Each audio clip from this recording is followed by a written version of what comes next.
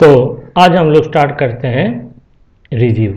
Review के अंदर आपको स्पेलिंग मिल रहा है। स्पेलिंग आपको बताने का ज़रूरत नहीं है, ये आप लोगों ने ऑलरेडी MS वर्ड में कर लिया है, सो इसको हम दोबारा रिपीट नहीं कर रहे हैं। रिसर्च भी आप लोगों ने किया है, रिसर्च में आपको मिलता है ट्रांसलेशन, फिर थिज़रास, ये सब मिलता है। सो ये भी आप लोगों ने किया है MS वर्ड में, सो इसको दोबारा नहीं कर रहे हैं। थिज़रास भी कर लिया है, ट्रांसलेशन, लैंग्वेज, ये सब हो गया है। अब आते हैं हम लोग कमेंट्स में। कमेंट्स भी MS वर्ड में क्या है, लेकिन फिर भी यहाँ पे हम दिखा देते हैं कमेंट्स के लिए। जैसे इसके ऊपर हमको कुछ कमेंट्स देना है, से हमने वर्ड सी को सिलेक्ट कर लिया, उसके ऊपर हमको न्यू कमेंट्स देना है। तो ये देखो साइड में आ गया आपका कमेंट्स, इसके साइड में आ गया। अब इसके ऊपर लिख सकते हो आप, जैसे हम लिख दिया कंप्यूटर एडुकेशन सेंटर। ओके, तो ये आपका एक कमेंट्स बन गया। तो ये कमेंट्स आप पहले भी यूज़ किया था दूसरे सॉफ्टवेयर में। तो यहाँ जाने के साथ साथ ये देखो आपका ये कमेंट्स, इसके ऊपर जब माउस ओवर करोगे तो अपने आप वो कमेंट्स दिखेगा जैसे पहले दिखता था। अब यहाँ पे देखो एक शो कमेंट्स बोल के रखा हुआ है, इसको आप ऑफ करोगे तो देखो आपका कमेंट्स यहाँ से गायब हो गया, लेकिन कमेंट्स डिलीट नहीं हुआ, still it is they are available, but it is now in hidden condition. So again if you want to show that, just click at show markup। ये देखो again ये आ गया है, उसके ऊपर जाओगे फिर मिल जाएगा। एडिट कमेंट्स, एडिट का मतलब होता है जो कमेंट्स अभी सिलेक्टेड है, जैसे इसको हमने लिखा है तो ये सिलेक्टेड है, तो इसको एडिट करना चाहते हो तो एडिट में मारोगे, ये देखो आगे यहाँ कुछ लिखना चाहते हो फिर एडिट कर सकते हो, मतलब कुछ लिख के उसको चेंज कर सकते हो। तो इस तरह से हम लोग एडिट भी कर सकते हैं। आप उसको डिलीट करना है तो डिलीट करने के लिए आपको यहाँ पे डिलीट में जाके डिलीट मार देना है। यहाँ कुछ और भी ऑप्शन है, डिलीट ऑल, मतलब अगर एक से ज़्यादा स्लाइड में एक ही स्लाइड में, जैसे इस स्लाइड में एक से ज़्यादा मार्कअप आपने रखा है, मतलब कमेंट्स रखा है, तो सारे के सारे कमेंट्स एक साथ डिलीट हो जाएगा। लेकिन ये करेंट स्लाइड का बात हो रहा है।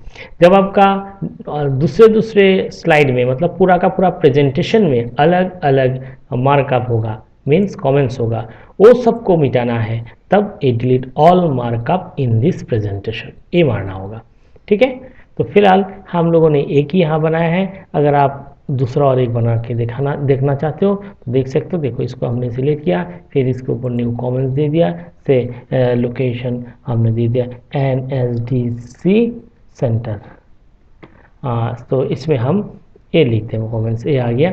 अब दो कमेंट्स हो गया, आपका एक हो गया, ए हो गया। तो इसमें जाओगे तो एक कमेंट्स निकलेगा, इसमें जाओगे तो एक कमेंट्स निकलेगा। करेंटली कौन सा सिलेक्टेड है, आप जैसे सिलेक्ट करने के लिए आप यहाँ पे आ सकते हो, फिर एक सिलेक्ट हो जाएगा, यहाँ पे मारोगे ए सिलेक्ट हो जाएगा। इसके अलावा यहाँ रास्ता है नेक्स्ट, हाँ कंटिन्यू, ये प्रीवियस, कंटिन्यू। अगर आप नेक्स्ट मारोगे तो ये देखो आ रहा है कंटिन्यू करने के लिए, फिर नेक्स्ट मारो, दूसरे में जाएगा। मतलब आपका रोटेशन ऐसा है, अगर आप यहाँ पे हो तो नेक्स्ट मारने से ये आएगा, लेकिन यहाँ पे जब रहोगे नेक्स्ट मारने से एक मैसेज आएगा, फिर आपको कंटिन्यू करना पड़ेगा क्योंकि वो बैक करके प्रीवियस में आएगा। तो ये समझ में आ गया।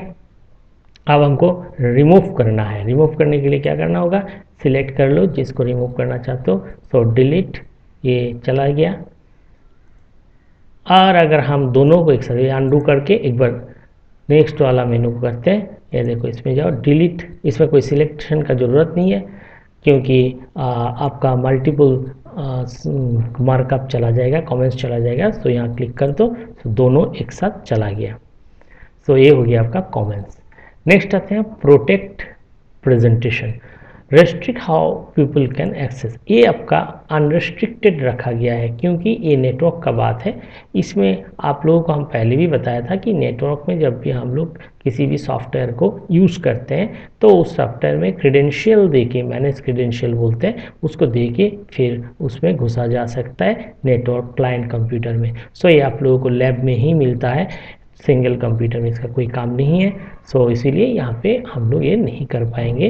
और लैब में भी आप लोगों का ऑल एक्सेस अलाउड, मतलब सबको अलाउ किया गया है। वहाँ क्रीडेंशियल बनाया हुआ है, आप लोगों को पता होगा। लैब में आप लोग जब करते हो, वहाँ नेटवर्क में घुसते हो, तो वहाँ पे ऑटोमेटिकली आप लोगों को मिल जाता है। सो हम लोगों का ऑपरेटिंग सिस्टम बेस्ड नेटवर्किंग है।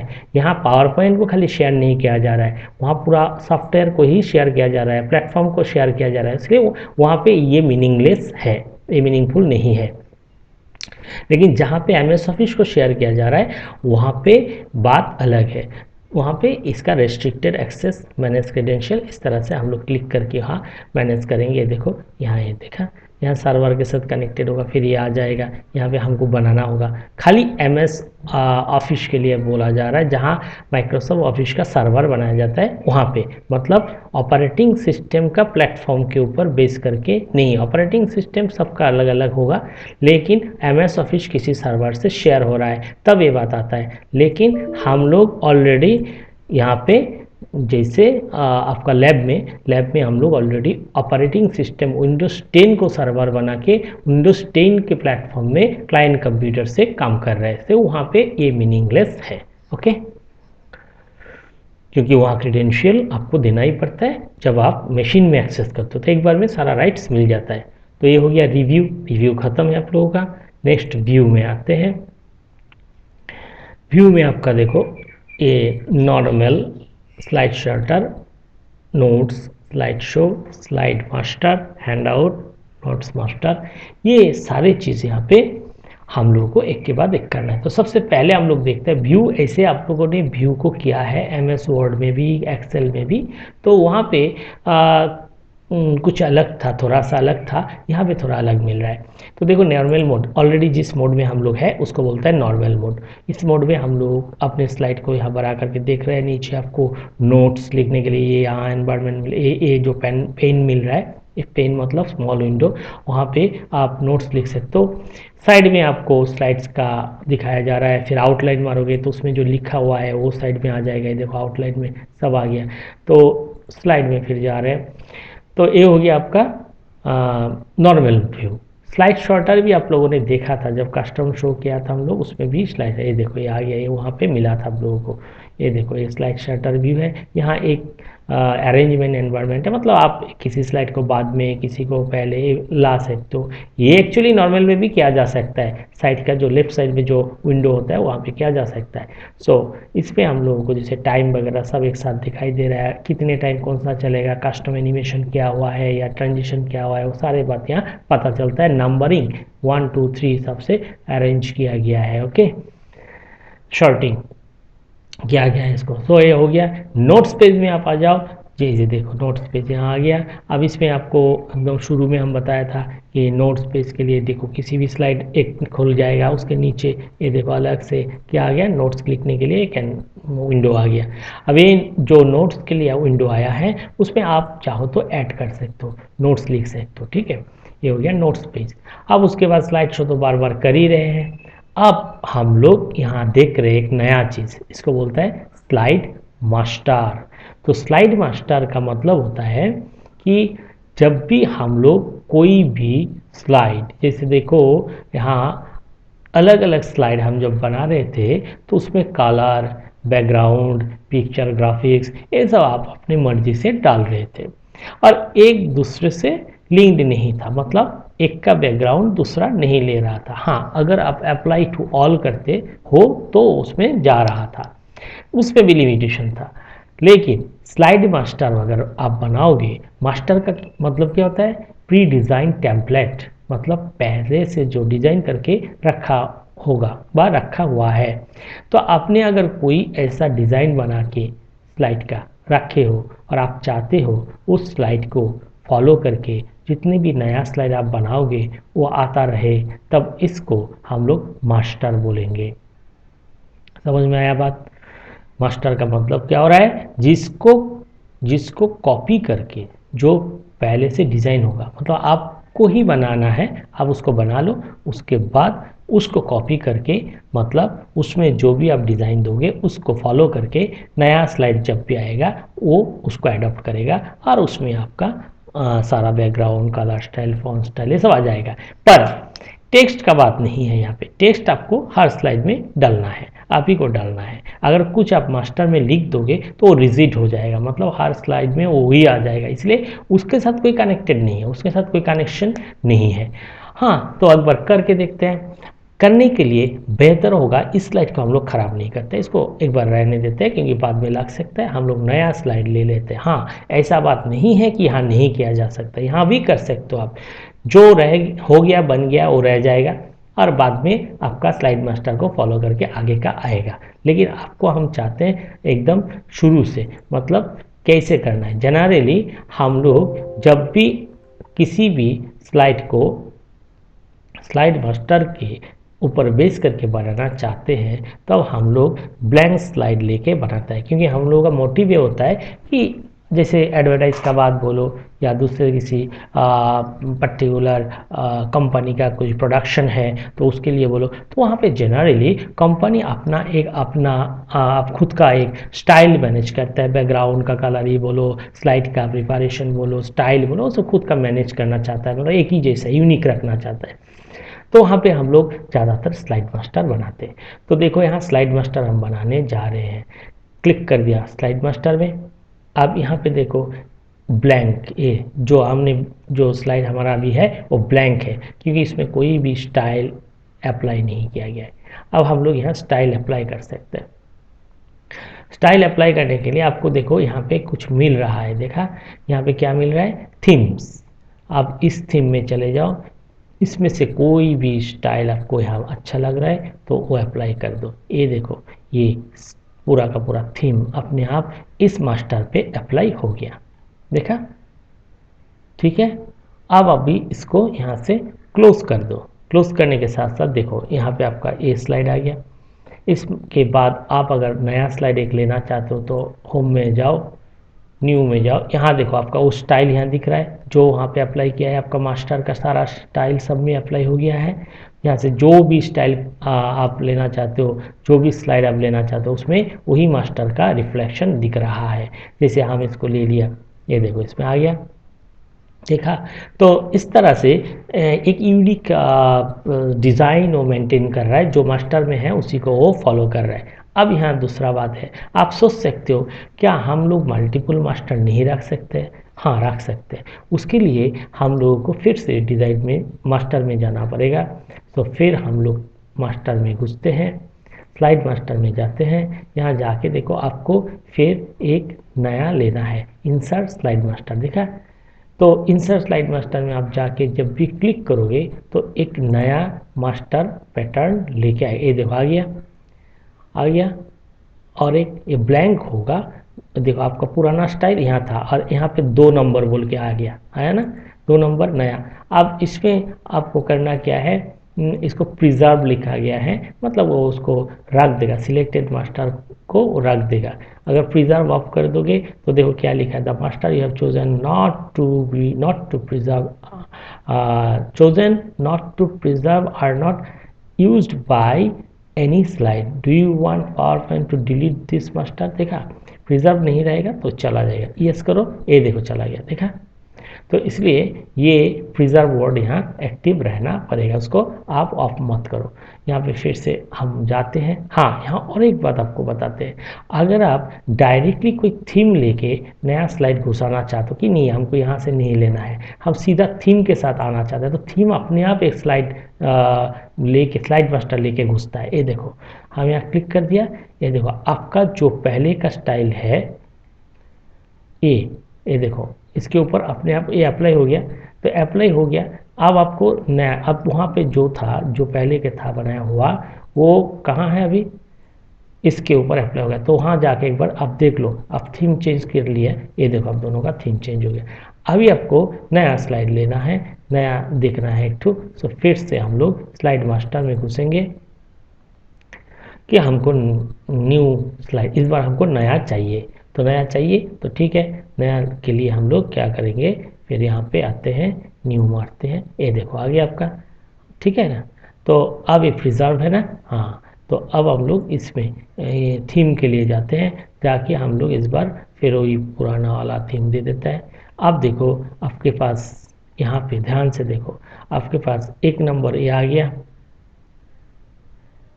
2 नंबर ए आ गया, ए बीच में। लेकिन एक डिसएडवांटेज यहाँ देख लेना, आपने ध्यान से देखना, जो बात हम बता रहे हैं वो इम्पोर्टेंट बात है।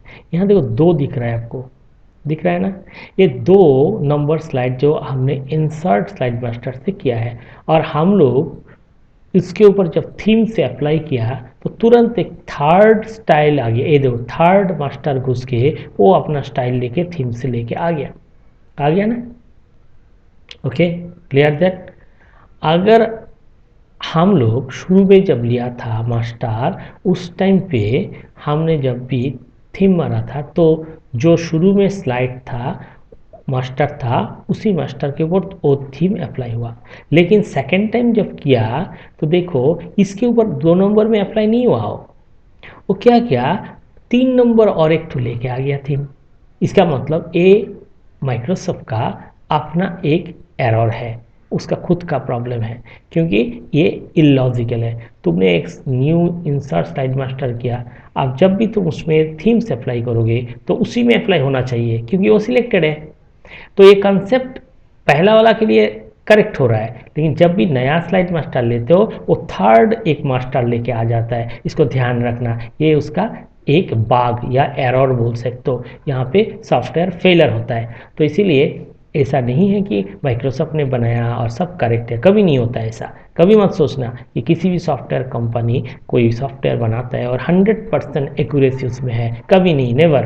तो इसीलिए आप अपना लॉजिक को भी इस्तेमाल करो। तो यहाँ पे देखो, इसको अभी अगर चाहते हो कि नहीं हमको ये नहीं चाहिए, ये हटा देते हैं, तो आप इसको हटा सकते हो। इसको सिलेक्ट करो करके, अब यहाँ ऊपर में देखो डिलीट है ना, इसको डिलीट मार दो। ये देखो बीच वाला पूरा स्ट्रीम चला गया, देखा पूरा का पूरा बीच का जो 2 नंबर स्लाइड मास्टर था वो पूरा चला गया, और 2 नंबर कौन बन गया, जो 3 नंबर में था वो 2 नंबर बन गया। क्लियर? ओके, सो इस तरह से हम लोग स्लाइड मास्टर को डाल सकते हैं। अब नेक्स्ट देखो,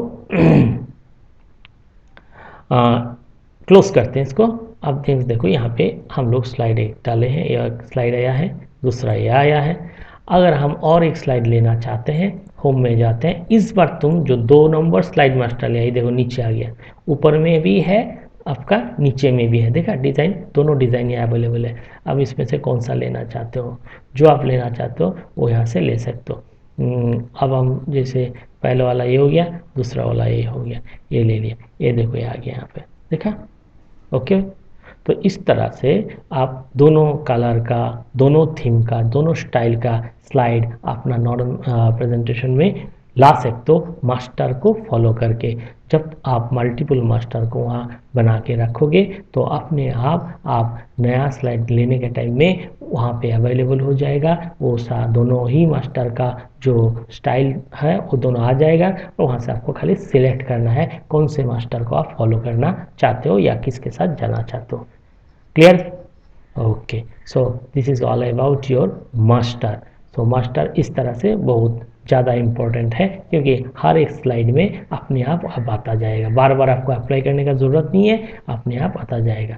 हाँ, आप एक बोल सकते हो कि हम लोग लास्ट टाइम जो अप्लाई ऑल किया था उसको भी तो किया जा सकता है, ऑफकोर्स किया जा सकता है, और ऐसा भी किया जा सकता है, लेकिन वो आपको लास्ट में करना है, और यहाँ पहले ही कर लिया गया है। तो वो भी एक रास्ता है, वहाँ पे भी अपने आप मास्टर बन ही जाता है। आप अप्लाई ऑल करते हो तो जाके देखना मास्टर एक बन गया है, तो यहाँ पे आप मास्टर बना के बाद में काम कर सकते हो। अब यहाँ से कोई भी मास्टर हटा दोगे तो उसका स्लाइड का डिज़ाइन, अब जैसे देखो ये वाला मास्टर बा ये वाला मास्टर, इसमें हम कुछ लिख लिया है, जैसे हमने यहाँ लिख लिया। अब हम जाते हैं मास्टर में, मास्टर में जाके अगर हम इस मास्टर को डिलीट करें, ये देखो आपने जो अभी बनाया था वो स्लाइड आपका गायब हो गया, देखा। अच्छा, अपना जो मास्टर है वो गायब हो गया। आप वहाँ पे चलते हैं जो जहाँ पे आप स्लाइड रखे थे बना के, ये देखो ये वर्ड सी आपने लिखा था, वर्ड सी अब किसको ले लिया, जो नेक्स्ट मास्टर था उसको ले लिया, देखा। तो इस तरह से मास्टर जब भी आप हटा दोगे तो जो मास्टर का रिफ्लेक्शन जिस स्लाइड में था वो ऑटोमेटिकली नेक्स्ट कोई मास्टर अवेलेबल है उसको ही अडॉप्ट करेगा। सो ये हो गया आपका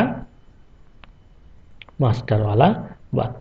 आप जैसे 2 नंबर स्लाइड में भी हम कुछ लिख लेता है DCA, ऐसे ही हम एग्जाम्पल के लिए लिख रहे हैं यहाँ पे।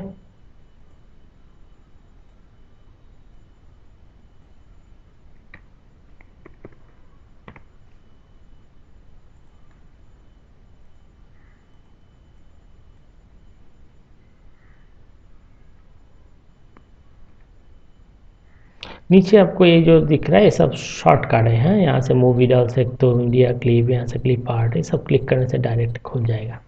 ये तो आप लोग करके देख लेना। तो नेक्स्ट हम लोग व्यू में आते हैं, यहाँ पे हैंड आउट मास्टर। तो हैंड आउट मास्टर क्या होता है, जैसे आप हैंड आउट बना के स्लाइड को प्रेस करके प्रिंटिंग के लिए ले जा सकते थे, उसका भी आप मास्टर में कुछ डिज़ाइन कर सकते हो। जैसे यहाँ पे ये आ गया, आप उसमें कोई थीम अप्लाई करना चाहते हो तो देखो यहाँ हैंड आउट मास्टर के लिए कोई भी थीम अवेलेबल नहीं है क्योंकि ये स्लाइड का थीम है। ओके, तो अब हैंड आउट मास्टर के लिए यहाँ बैकग्राउंड स्टाइल मिल सकता है। अब यहाँ से कोई बैकग्राउंड स्टाइल ले लिया, ये देखो आ गया। अब उसके बाद आप उसका डिज़ाइन ले सकते हो, कितने चाहिए उसमें, लैंडस्केप हिसाब से चाहिए, पोर्ट्रेट हिसाब से, तो यहाँ से ले सकते हो। उसके बाद आएगा आपका स्लाइड पार पेज से हमने 2 दे दिया, 2 आएगा। ठीक है, पेज सेटअप में जाके जैसे आप पेज को प्रिंट करते हो इसी तरह यहाँ पे आप जाके वो पहले किया था आप लोगों ने, यहाँ जाके ऊपर में उसका डिज़ाइन सेट करना है। A4 पेपर, A5 पेपर किस पे प्रिंट करोगे वो यहाँ से ले सकते हो। तो पेज सेटअप, इसका पेज का सेटअप हो जाएगा यहाँ से। उसके बाद आप इसको प्रिंट प्रीव्यू में जाके एक बार देख सकते हो। ये देखो प्रिंट प्रीव्यू में जाके देखो, यहाँ जाके आपने जो टूल ले लिया, ए देखो देखा, जो आपने अभी डिज़ाइन दिया है, बैकग्राउंड कलर दिया है मास्टर में, वही अभी slide hand out master hand out में आ गया। हैंड आउट अपने मास्टर को फॉलो किया है। ठीक है, सो ये वेरी सिंपल है। सिमिलरली आपको यहाँ मिलेगा नोट्स मास्टर, वो भी आप लोग ऐसे ही यहाँ पे भी कोई कलर वलर आप बैकग्राउंड दे के कर सकते हो। यहाँ पे ये देखो यहाँ दिया हुआ है फॉन्ट स्टाइल वगैरह वगैरह, तो ये भी आप लोग करके देख लेना। यहाँ से डेट चाहिए तो डेट रहेगा, नहीं चाहिए तो ऑफ कर सकते हो सब कुछ। ये कुछ चीज़ें हैं जो वेरी सिंपल है, जो आप लोग दूसरे दूसरे जगह पे कर किया है, तो यहाँ पे जनरल लॉजिक के द्वारा आप इसको ऑफ ऑन करके चेक करके देख सकते हो। ठीक है, तो यहाँ पे नोट स्पेस के लिए जो भी आप डिज़ाइन मारोगे वो आप प्रिंटिंग के टाइम में वहाँ पे वही बैकग्राउंड या वही कलर आपको दिखेगा, क्योंकि वहाँ पे नोट्स पेज इस मास्टर को फॉलो करेगा, क्योंकि ये तो मास्टर पेज है तो इसको फॉलो करके आगे का जितना भी प्रिंटिंग होगा नोट्स का वो सब होगा। ठीक है, तो यही हो गया आपका नोट्स वाला। रूलर लाइन आपको ऊपर में जो दिख रहा है ये रूलर लाइन है। ये रूलर लाइन आप ऑफ करना चाहते हो, देखो ये ऑफ हो गया, चला गया ये। फिर उसको चाहिए तो लेके आओ। ग्रिड लाइन, बहुत बार हम लोगों को ग्रिड लाइन का ज़रूरत पड़ता है स्लाइड के ऊपर पोजीशन के लिए, तो आप ग्रिड लाइन यहाँ से ऑन कर सकते हो। तो ये ग्रिड लाइन यहाँ दिख रहा है, ये देखो बहुत ही छोटा छोटा करके डॉटेड दिखा है, ये ग्रिड लाइन दिख रहा है। तो इस तरह से ग्रिड लाइन ला सकते हो। उसके बाद आपका जूम, आपको पता ही है जूम बड़ा करने के लिए होता है। अब ये 64% है, आप 100% करना चाहते हो, देखो को बहुत बड़ा हो जाएगा, ये देखा। आप उसको तुरंत फिट टू विंडो करो तो फटाफट वो अपने हिसाब से आ जाएगा। कलर ग्रे स्केल मारोगे तो ये ग्रे स्केल में आ गया। उसमें आपका automatic grey scale, light grey scale अलग अलग है, जो आपको चाहिए वहाँ से ले सकते हो। और आप अगर बैक टू कलर मोड मारो तो आ जाएगा। तो फिर उसके बाद आपका प्योर ब्लैक एंड वाइट करके देख लेना। न्यू विंडो, नया विंडो, आपको एक नया विंडो खोलना है तो पहले भी आप लोगों ने किया था। तो ये देखो ऊपर में 2 प्रेजेंटेशन 2:2, मतलब एक नया विंडो खोल गया। अब ये नया विंडो को क्लोज कर दिया हम। उसके बाद अरेंजल, अरेंजल तो आपको पता है कि एक से ज़्यादा फाइल अगर आप खोल के रखोगे फिर वो सबको एक साथ अरेंज करना चाहते हो तो कर सकते हो। जैसे हम यहाँ जाके वर्सी को खोला है, अब जाके हम वर्सी को भी नॉर्मल मोड में रख दिया, अब हम जाके अरेंज ऑल मार दिया, देखो इधर भी आ गया इधर भी आ गया, देखा। तो इस तरह से कर सकते हो। कस्केड मोड, ये देखो, एक ऊपर एक नीचे, प्रेजेंटेशन टूल भी नीचे है, ऊपर में वर्सी है, तो ये होता है कैस्केड मोड। ये सब आप लोगों ने किया है।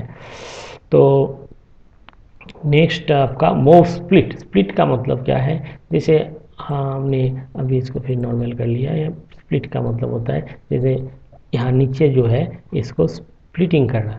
तो चलो आप एक बार यहाँ क्लिक कर दो। क्लिक करने के साथ साथ देखो आपका कर्सर एंकर पोजीशन में आ गया। तो एंकर पोजीशन में आ गया, देखा। तो इसका मतलब क्या हुआ, आप जब भी माउस क्लिक में क्लिक करोगे, ऑन कर दोगे, तो आपका कर्सर से ये देखो, आप कीबोर्ड का जो आप एरो की उससे आप उठा रहे हो ऊपर की तरफ, फिर डाउन की तरफ जा रहे हो, देखा। सिमिलरली आप जैसे राइट एरो मार रहे हो तो ये देखो विंडो बड़ा हो रहा है, लेफ्ट साइड का विंडो बड़ा हो रहा है, देखा। फिर उसी तरह इसको लेफ्ट एरो की से मारोगे। तो कीबोर्ड से एक्चुअली कंट्रोल करने के लिए ये होता है, ये माउस स्प्लिट कीबोर्ड से होता है। ऐसे हम लोग नॉर्मली स्वैप कर दिया, नॉर्मली इससे पकड़ के भी ऐसे ऊपर नीचे कर सकते हैं कीबोर्ड माउस से। तो इसलिए कीबोर्ड से जब आपको हैंडल करना है तो माउस क्लिक को ऑन करो, तो विंडो का साइज जो लेफ्ट पेन है, बॉटम वाला पेन है, उस सबको हम लोग बड़ा छोटा कर सकते हैं। स्विच टू विंडो आपको पता है, जब एक से ज़्यादा फाइल खोला रहेगा तो एक से दूसरे में जाने के लिए स्विच विंडो। और मैक्रोस का जो काम है, मैक्रोस यहाँ पे आप लोग नहीं कर पाओगे, क्योंकि यहाँ देखो आपको रिकॉर्डिंग मोड नहीं है, या मैक्रो डायरेक्टली आपको बनाना पड़ेगा। सो वो बनाने वाला काम जो है उसमें आपको लैंग्वेज का यूज़ करना पड़ता है, तो वो चीज़ आप लोग नहीं कर पाओगे यहाँ पे, क्योंकि यहाँ रिकॉर्डिंग मोड नहीं है। आप ध्यान से देखो, यहाँ कोई रिकॉर्डिंग मोड नहीं है। नीचे क्लिक करने से सीधा ये आता है, तो यहाँ पे मैक्रो का नाम देना पड़ता है। जैसे हमने CC एक मैक्रो नाम दे दिया। अभी देखो क्रिएट करने के लिए आपको जाना होगा, क्रिएट मारोगे, ये देखो प्रोग्राम मोड आ गया यहाँ, विजुअल बेसिक का प्रोजेक्ट मोड। मतलब इसमें हम लोगों को विजुअल बेसिक आना पड़ेगा, फिर यहाँ आप कोडिंग करोगे तो ये प्रोग्राम के बाद एक मैक्रो बन सकता है। तो फिलहाल ये हम लोग यहाँ से ऑफ कर देते हैं, क्योंकि हम लोगों को विजुअल बेसिक आता नहीं है ना, आप लोगों को तो विजुअल बेसिक कराया नहीं, तो इसलिए आप लोग यहाँ नहीं कर पाओगे। तो ये व्यू वाला जो है ये आपका ख़त्म हो गया। तो पावर पॉइंट का व्यू ख़त्म हो गया। अब पावर पॉइंट में बचा है एक चीज़, वो हो गया आपका पब्लिश के अंदर। शायद आप लोगों को नहीं कराया गया होगा। एक फाइल आप ले लो पहले, जैसे वर्सी को ले लिया। अब आपको किसी सेमिनार में जाना है, तो किसी सेमिनार में जाने के लिए आपको पैक एंड गो, आपको मतलब सारे के सारे ज़रूरी नहीं है कि जहाँ आप सेमिनार हो रहा है वहाँ का कंप्यूटर में पावर पॉइंट होगा ही होगा, ऐसा ज़रूरी नहीं है। आपका ऑपरेटिंग सिस्टम या प्लेटफॉर्म मैच कर रहा है, आप चाहते हो कि आपका ये प्रेजेंटेशन वहाँ चले, तो उसको आप पेन ड्राइव में लेके जा सकते हो या CD में लेके जा सकते हो।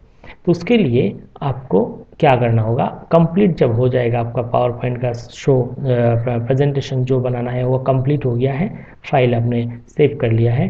अब आप जाओ ऑफिस बटन में, फिर यहाँ आपको पब्लिश मिलेगा। पब्लिश के अंदर देखो पैकेज पर CD, देखा। किसी वर्जन में इसको पैक एंड गो भी बोलता है, यहाँ पे पैकेज फॉर CD है, मतलब आप इसको डायरेक्टली CD में बर्न कर सकते हो।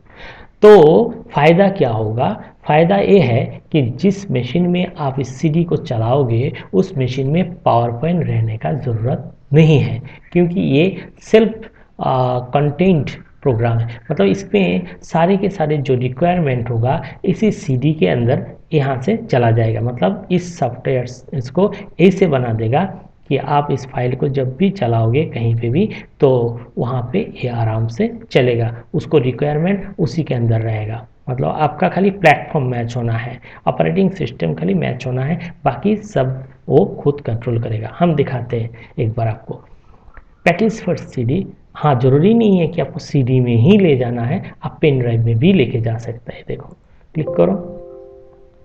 अब यहाँ क्या बोल रहा है, to ensure that your presentation package will run in PowerPoint viewer, some of the files that you are adding will be updated to compatible file format. Okay, compatible file format में update करेगा। Okay, हम कर दिया है। अब यहाँ नाम दे दिया, देखो name the CD, presentation CD दे सकते हो, आपका कंपनी का नाम दे सकते हो, यहाँ आप अगर चाहते हो वर्ड सी देना है तो वर्ड सी दे सकते हो, दे दिया। आप उस पर देखो वर्ड सी डॉट पीपीटी बोल के बनेगा ये। अब उसमें हम लोग ऐड फाइल्स करेंगे। ऐड फाइल्स करने के मतलब क्या क्या फाइल उसके साथ, अगर कोई एडिशनल फाइल उसके साथ लेके जाना चाहते हो तो उसको यहाँ से सिलेक्ट कर सकते हो, अदरवाइज ये ऐड फाइल करने का ज़रूरत नहीं है। ऑप्शंस में क्या होगा, ऑप्शंस में आप जाके अपना जो स्लाइड होगा, जो शो होगा, उसमें क्या क्या रिक्वायरमेंट है उसको एक बार चेक कर लो। पैकेज टाइप, जैसे इसको चलाने के लिए पावर पॉइंट व्यूअर बोल के एक सॉफ्टवेयर होता है, बहुत ही छोटा सॉफ्टवेयर है, जो बहुत ही कमाल का सॉफ्टवेयर है, जिसमें आपका ये पावर पॉइंट स्लाइड शो वहाँ हो जाएगा। इसीलिए ये व्यूअर पैकेज जो है इसको ऑन रखना ज़रूरी है, लेकिन यहाँ तो बाय डिफ़ॉल्ट ऑन रहता ही है, इसलिए आपको इतना सोचने का ज़रूरत नहीं है। Archive package do not update the file format, अगर आर्काइव पैकेज है दूसरा package do not update file format, तो इन दैट केस इसको आप सिलेक्ट करो नीचे वाला, लेकिन डिफ़ॉल्ट वाला ही आपके लिए अच्छा है, सब में रन करेगा जैसा भी है। और ये वाला स्पेसिफिक कुछ एनवायरनमेंट में रन करता है, इसलिए बेहतर है डिफ़ॉल्ट वाला। तो include this files will not display in the files to be copied list. देखो यहाँ पे link files, embedded true type. अब क्या है लिंक फाइल्स, जो इसके साथ लिंक होगा, मतलब अब जब बनाया उसमें बहुत सारे फाइल लिंक है, जैसे ऑडियो लिंक है, बस तरह का लिंक कुछ है, तो मूवी लिंक हो सकता है, तो लिंक फाइल को लेके जाएगा। और इंक्लूड दिस फाइल, तो लिंक फाइल लेके जाएगा। उसके बाद फॉन्ट, जो जो फॉन्ट यहाँ आपने यूज़ किया है, एरियल हो, जो भी फॉन्ट स्टाइल यूज़ किया है, आप चाहते हो फॉन्ट स्टाइल आपके साथ चला जाए, आपका सीडी में रह जाए, तो इसको ऑन कर दो तो फॉन्ट भी वो ले लेगा। फॉन्ट के लिए एक बात हम बोलते हैं, नॉर्मली सेम ऑपरेटिंग सिस्टम अगर होगा तो बहुत बार देखा जाता है फॉन्ट, विंडोज़ का जो फॉन्ट है डिफ़ॉल्ट फॉन्ट, अगर उससे बनाते हो तो वो फॉन्ट अवेलेबल होता है। लेकिन अगर आप कोई स्पेसिफिक फॉन्ट यूज़ किया है अपना पावर पॉइंट स्लाइड को बनाने के लिए, तो आप एम्बेड ट्रू टाइप फॉन्ट्स भी जरूर कर लेना। क्या पता कि सामने वाला जो मशीन होगा उसमें ये फॉन्ट अवेलेबल नहीं है, तब आपका ये फॉन्ट इस फाइल के साथ पैकेज बन के चला जाएगा, सो वहाँ पे कोई दिक्कत नहीं आएगा। नेक्स्ट देखो password to open each presentation.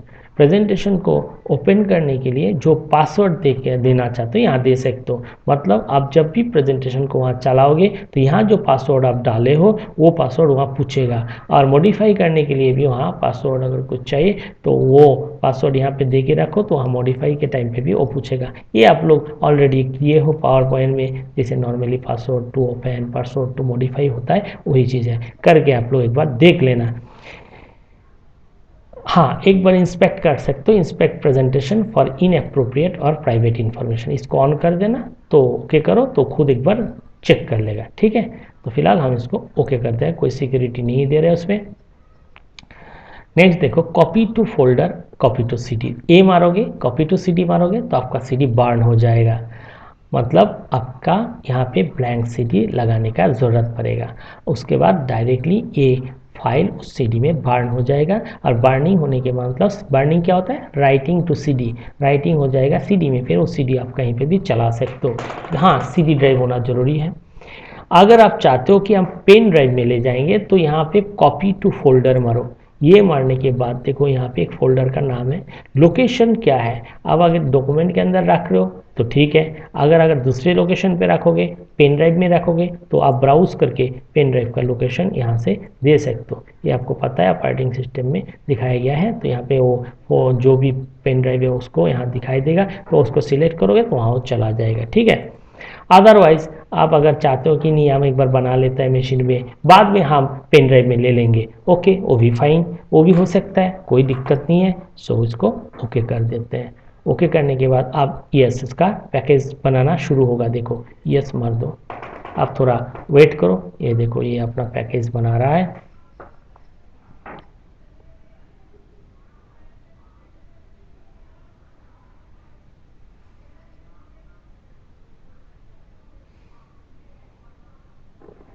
तो आपका पैकेज बन गया है।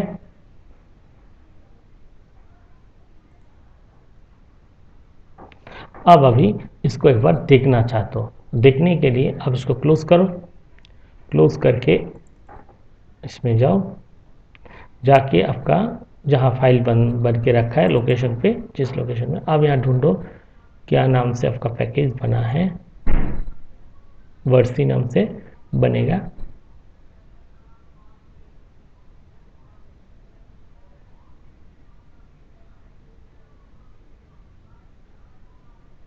ये देखो वर्सी, वर्सी फोल्डर, क्योंकि पैकेज ऑलवेज एक फोल्डर के अंदर बनता है। ये देखो डॉक्यूमेंट ना वर्सी नाम से, ये देखो यहाँ आ गया ना, एक सॉफ्टवेयर जैसा, जैसे एप्लीकेशन चलता है, इंटरफेस चलता है, इसी तरह से वो खुद अपने आप उसको बना लिया है, बहुत सारे प्रोग्राम अलग से यहाँ घुस गया है जो उसको चलाएगा। अब आपको रन कैसे कराओगे? आप देखो आपके इस कंप्यूटर में अगर वर्सी नहीं भी होगा, मतलब जो पावर पॉइंट सॉफ्टवेयर है वो नहीं है, वो जो पावर पॉइंट स्लाइड आपने बनाया था फाइल PPTX फाइल वो भी नहीं है, कोई दिक्कत नहीं, ये फाइल यहाँ से आराम से चलेगा। ये देखो हम प्ले में जाके चलाने के लिए क्या करेंगे, हम लोग प्ले में डबल क्लिक कर दो। अब यहाँ पे एक लाइसेंस एग्रीमेंट का बात आता है, एक्सेप्ट कर दो। ये देखो